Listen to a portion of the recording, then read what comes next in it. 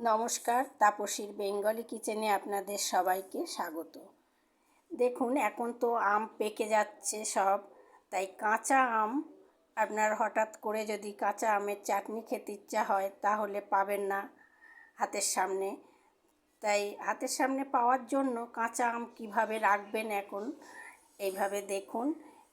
আমি আমগুলো কেটে নিয়েছি। এখানে দুটো বড় বড় সাইজের আম কেটে টুকরো করে নিয়েছি। টুকরোটা আপনাদের পছন্দ মতো যেভাবে করতে চান করবেন।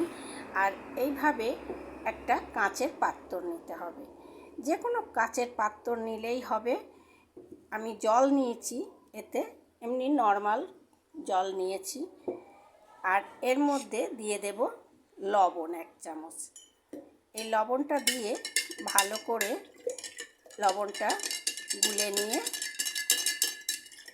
দিয়ে দিতে হবে এই আমের